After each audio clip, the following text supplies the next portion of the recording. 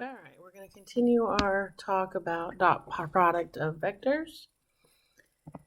And here we go. So, work, an application of the dot product. The bad news, your car just died. The good news, it died on level road just 200 feet from a gas station. Exerting a constant force of 90 pounds and not necessarily whistling as you work, you manage to push the car to the gas station.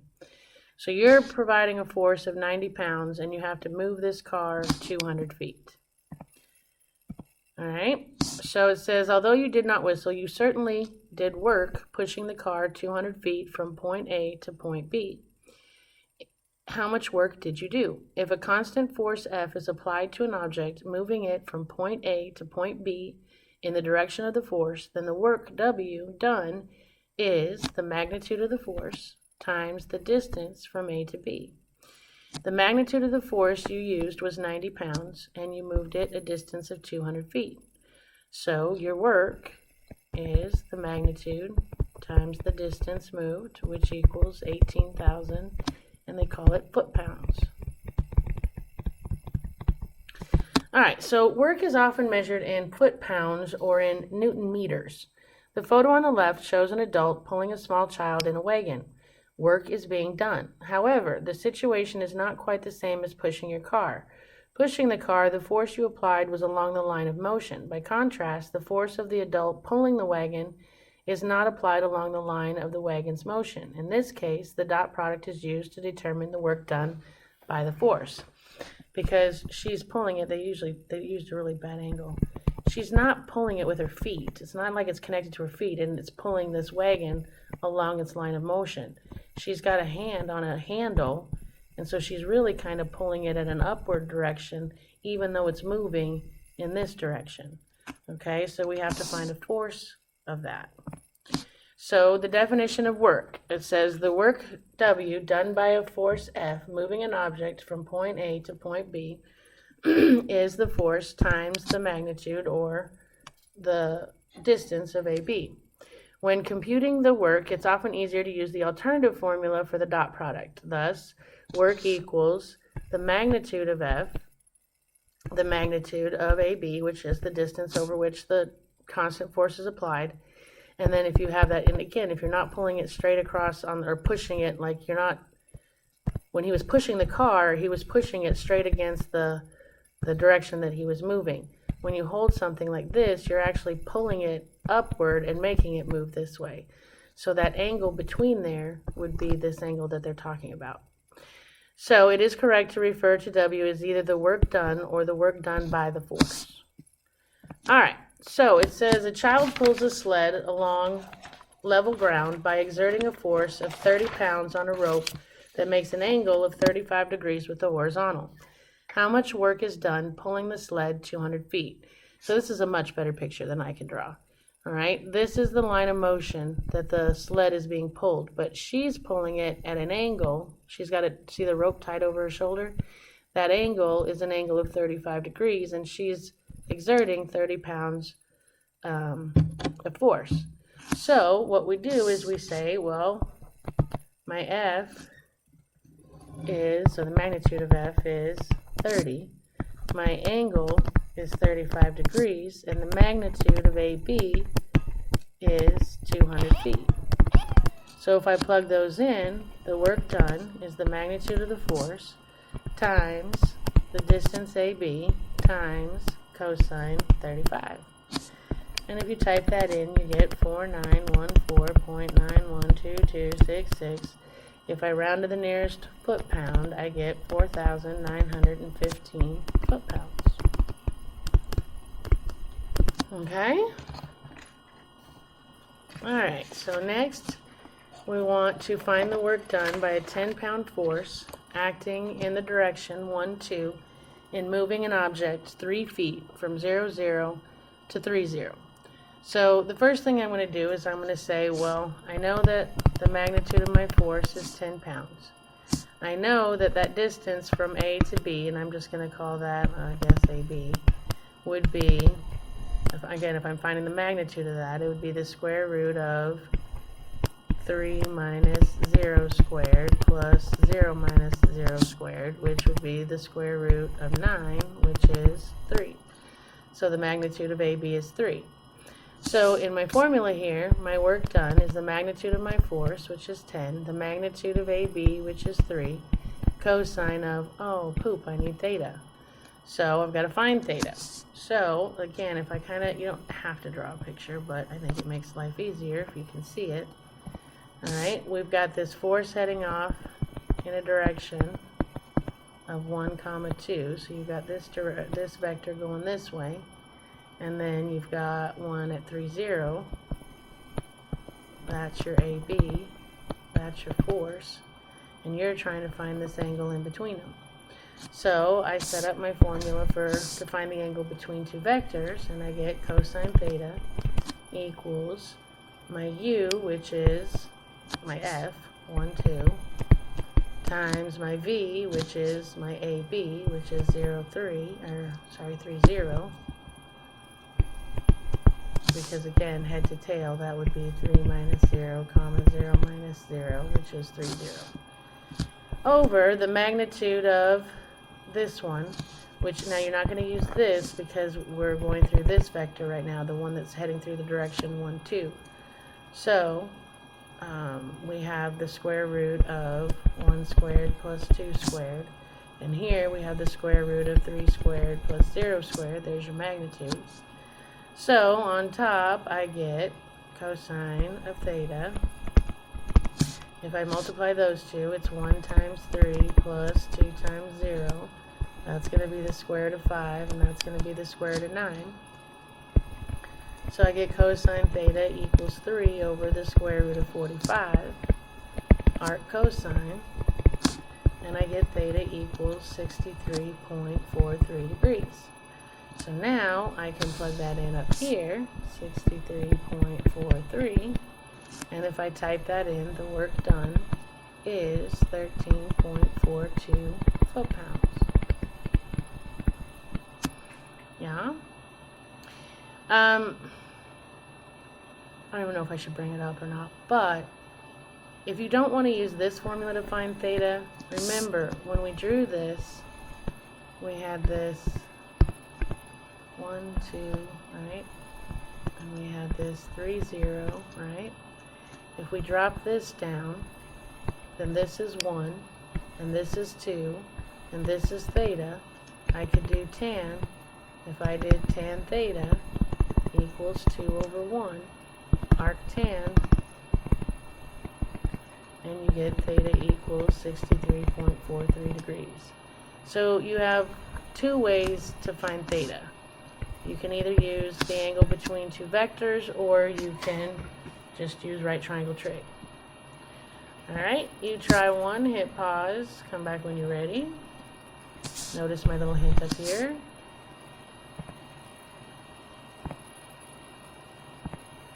And hopefully you got 33.44.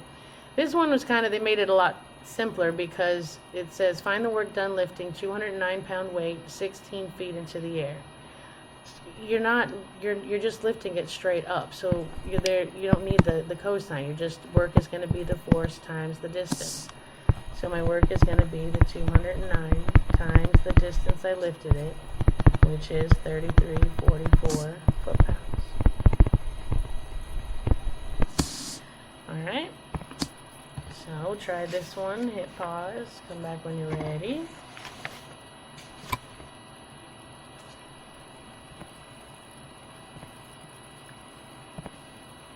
Alright, hopefully you got 479 foot-pounds.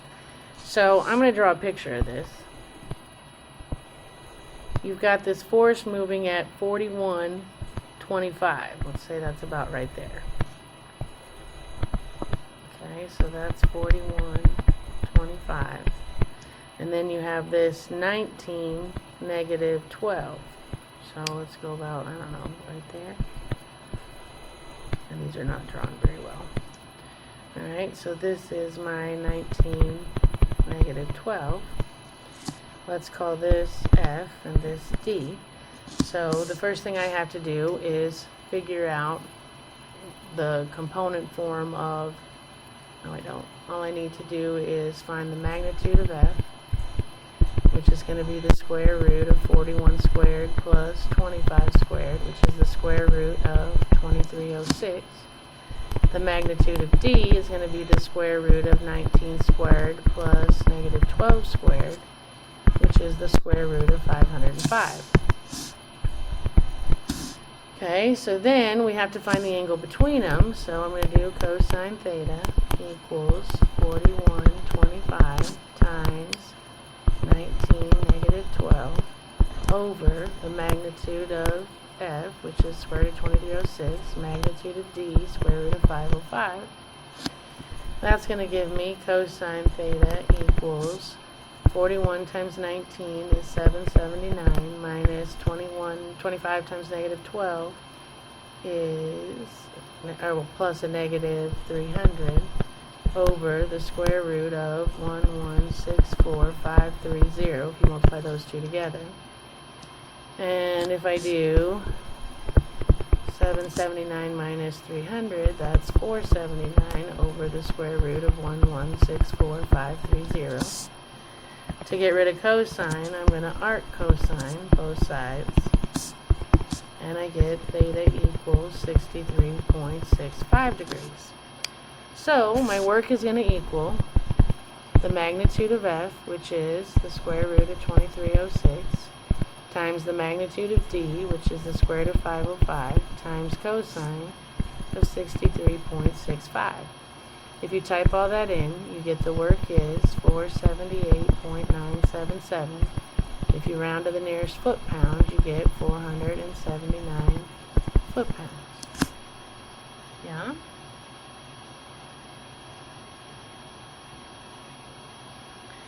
Okay, so on this next one,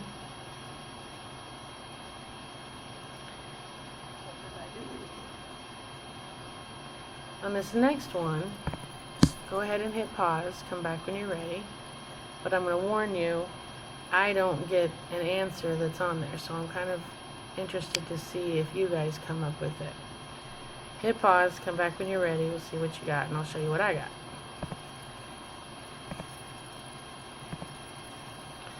Alright, we're supposed to get 410 foot-pounds, but what I'm finding, and I'm trying to figure out where, the first thing is you've got this constant force, alright, and it moves an object from 10.8, that's supposed to be from, not for, from 10.8 to the point 220.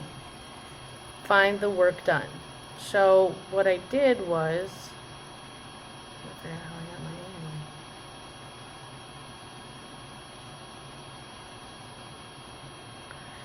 What I did was I said, well, F is going to be 1730. So the magnitude of F is going to be the square root of 17 squared plus 30 squared, which is the square root of 1189. So I get the magnitude of my force is 34.48. D is going from, if I do the head minus tail, or tail minus head, head minus tail, whatever it is, I would do 10 minus 2 and 8 minus 20, which gives me the components of, crap, I did it the wrong way. 2 minus 10 and 20 minus 8 would give me negative 8, 12. So the magnitude of D is the square root of negative 8 squared plus 12 squared, which is the square root of 208. So then I calculated the angle between them, and I got, trust me, theta equals 63.23 degrees. So the work being done is the square root of 1189 times the square root of 208 times cosine 63.23, and I get the work being done is 223.99 foot-pounds, which is not what I'm supposed to get. So I'm like, well, what did I do wrong? So I just tried doing work equals force times direction, and I got 1730 times negative 812, and that gives me 17 times negative 8 plus 30 times 12, which gives me negative 136 plus 360, and again I get 224 foot-pounds. So I'm offering extra credit for anybody who can figure out why that's the answer and not 224. I can't figure it out. I math weighed it. I went on Khan Academy. This is the way everybody did this. I can't figure out why they came up with that. So if anybody can, or anybody watching this video can figure out where I'm making a mistake and why I can't see it, let me know. Alright, so try this one. Hit pause. Come back when you're ready.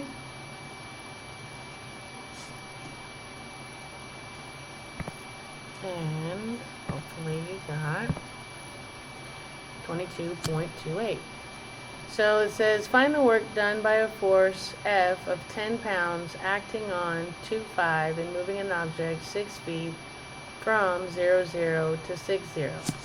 So again, I've got the magnitude of my force is 10, and my other vector, alright, is going to be the square root, the magnitude, well, D is going to be 6 minus 0, 0 minus 0, which is going to be a vector of 6, 0. So its magnitude is going to be 6 squared plus 0 squared, which is the square root of 36, which is just 6. So the magnitude of D is 6.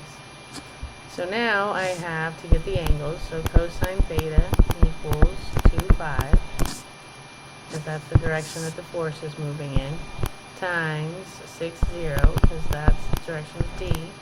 And then we have the magnitude of this one, which would be the square root of 2 squared plus 5 squared. And the square root of this one, which would be 6 squared plus 0 squared. That gives me cosine theta equals 2 times 6 is 12, plus 5 times 0 is 0, over the square root of 29 times the square root of 36. That gives me cosine theta equals 12 over the square root of 1044. Arc cos, and I get theta equals 68.2 degrees. So now to get my work, I'm going to take the magnitude of F times the magnitude of D times cosine of 68.2, and work is 22.28 foot-pounds. Alright. Okay, so it says if U is a force, then the projection of U onto V represents the effective force in the direction of V. So what happens is you have this V vector here, like I said, you want to move this thing this way. So you're pulling it, because you got a rope or something connected onto it, so you're pulling it in this direction, but it's moving in this direction. So what we say is, if we pull a box with force U, so there's your force U that you're pulling box, the effective force in the direction of V, so even though you're pulling it this way, the effective force in the direction of V is the projection of U onto V. And all you do is you just drop this down and make this little right triangle thing here. This distance right here would be the projection of U onto V. Just this distance, not the whole thing, just this distance right here would be the projection excuse me, of U onto V. So what we do with this is, it says Juan is sitting on a sled on the side of a hill inclined at 45 degrees. The combined weight of Juan and the sled is 140 pounds. What force is required for Rafaela to keep the sled from sliding down the hill? Excuse me. So Rafaela has to be pulling up at a force that we're looking for required to keep Juan and his sled from sliding down the hill. Excuse me.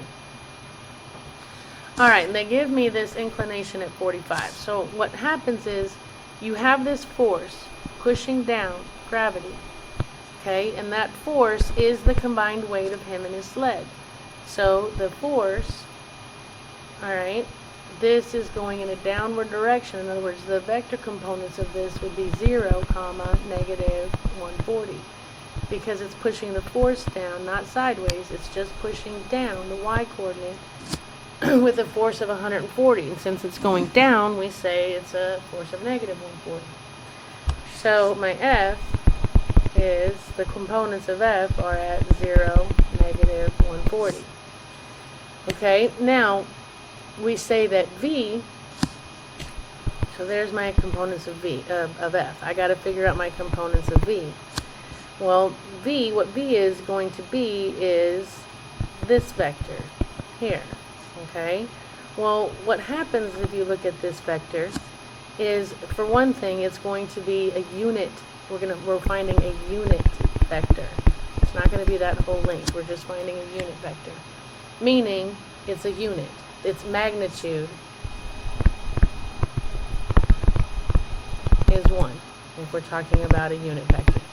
So to find the components of v, I use my component form, which said the magnitude of v times cosine of my angle, comma, magnitude of v times sine of my angle. But remember, we just talked, because we're finding a unit vector, these are just ones. Okay, the magnitude of a unit vector is 1. So my component vectors for v is cosine 45, comma, sine 45. Now, they're going to go through this, and they do this in Math Excel too, and they want you to use the radicals, because the problems they gave you, and I looked, all of the problems on your actual homework, they give you an angle that's in the unit circle. So if you go to 45 degrees and take cosine, you get square root of 2 over 2. And if you go to 45 and take sine, you get the square root of 2 over 2. So there's my vector components for v. So now I've got to find my magnitudes. Well, the magnitude of f is going to be the square root of 0 squared plus negative 140 squared, which is just going to be a force of 104. Why did I write 104? 140. Alright, 140. Alright, my magnitude of v is, again, going to be 1 because it's a unit vector. So, what we do now is we're going to project this onto v. And all you do is you take that you just drop that little altitude there, and you get this right triangle. This distance from here to here is going to be the projection of f onto v. Let me say f onto v. Yes? Alright, so to find the projection of f onto v, there's my formula. We take v, f, which is 0, negative 140, times v, which is the square root of 2 over 2, square root of 2 over 2.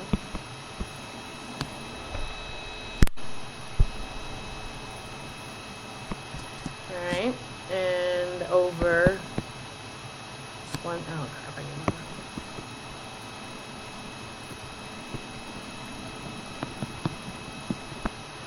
Move down a little bit. The projection of f onto v is going to be f, 0, negative 140, times v, square root of 2 over 2, square root of 2 over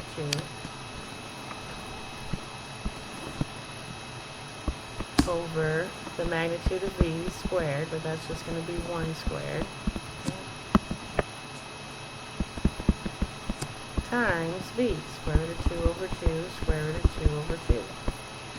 So that's going to give me, on top, 0 times square root of 2 over 2 plus negative 140 times square root of 2 over 2 over 1 squared, which is just 1, times square root of 2 over 2, square root of 2 over 2. That's going to give me a negative, if I simplify that, that's going to give me a negative 70 square roots of 2 over 1 is just negative 70 square roots of 2 times vector v square root of 2 over 2 square root of 2 over 2 gives me, if you distribute that, you end up with, because you get the square root of 4 over 2, which is just, ouch, oh no, it's going to be, oh, that's going to equal negative 70 square roots of 4 over 2, negative 70 square roots of 4 over 2. So that's just the projection of F onto V is going to be negative 70, comma, negative 70. That's going to be V1. Because remember how we write these as V1 and V2, right? So there's the projection. That's going to be what that vector is. To figure out that force, then I just need the magnitude. So if I find the magnitude of V1, that's going to be the square root of negative 70 squared plus negative 70 squared equals 98.99, so it's approximately 99 pounds. That's the work, or the force that's required for Rafaela to keep that sled from sliding down. Alright, let's try another one where it's not in the unit circle. So it says, what is the minimum force required to prevent a ball weighing 15.9 pounds from rolling down a ramp which is inclined 34.4 degrees with the horizontal? So if I make a quick sketch of this, you've got this ramp here, and that's 34.4 degrees. You've got this ball sitting there, which I don't know what I'm trying to draw there, and it's got a force of 0, negative 15.9, because that's weighing down on, there's 15, because its weight is 15.9, it's got a force of 15.9 pushing down. Excuse me. And let's see, what else do I know?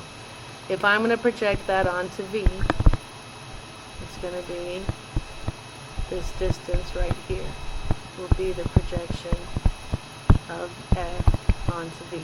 So right here is what I'm looking for. So the first thing I do is say, well, F is equal to 0, comma, negative 15.9. Again, my V is going to be a unit vector, meaning its magnitude is 1. So if I figure out my component form of V, it's going to be the magnitude of V times cosine 34.4 and 1 times sine 34.4, which gives me a vector component of 0.825 and 0.565. So, to get the magnitude of F then, I do the square root of 0 squared plus a negative 15.9 squared, which gives me a magnitude of 15.9. The magnitude of V is 1 because it's the unit vector. Okay, so now we're going to project F onto V. So we take F, 0, negative 15.9, times V, which was 0.825 and 0.565 over 1 squared times V. And I'll write V out in a minute, I just don't want to write over my formula. So this gives me 0 times 0.825 plus negative 15.9 times 0.565 over 1 times the vector V, which is 0.825, 0.565. So if I simplify this, I get negative 8.98, and that's going to be times 0.825 and 0.565. So if I distribute, the projection of F onto V is negative 7.4 and negative 5.1. Okay, so now to figure out the magnitude of that, because that will give me the force, I do the square root of negative 7.4 squared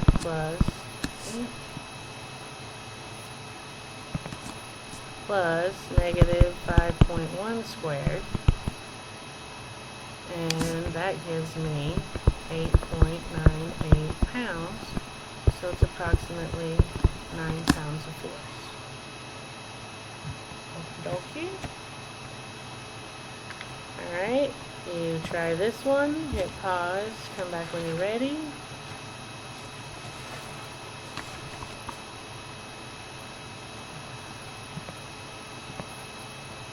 And hopefully you got 11 pounds. Alright, if I draw a quick picture of this, you've got a ball not rolling down a hill, but it weighs 24 pounds. So you have a force of negative 24, or its components would be 0, negative 24. You got this angle here of 27.2 degrees. Alright, so we have F equals 0, negative 24. We have V equals, the magnitude, again we're using a unit vector, so it would be 1 times cosine 27.2 and 1 times sine 27.2, which gives me coordinate components of 0.889 and 0.457. So we have, I need the magnitude of F now, which is going to be, where did I find it at? Well, the magnitude of F is going to be negative 24. The magnitude of V is 1. So, to do the projection of F onto V, I take F, 0, negative 24, times V, 0.889, 0.457, over the magnitude of V is 1, times vector V, 0.889, 0.457. If I do the top, I'm going to get 0 times that plus there, trust me, it comes out to negative 10.968 times 0.889 times 0.457 gives me negative 9.75, negative 5.01. That's my projection of F onto V. To get the magnitude of the projection of F onto V, I say the the magnitude of it, of negative 9.75 squared plus negative 5.01 squared gives me 10.96 approximately, which gives me approximately 11 pounds.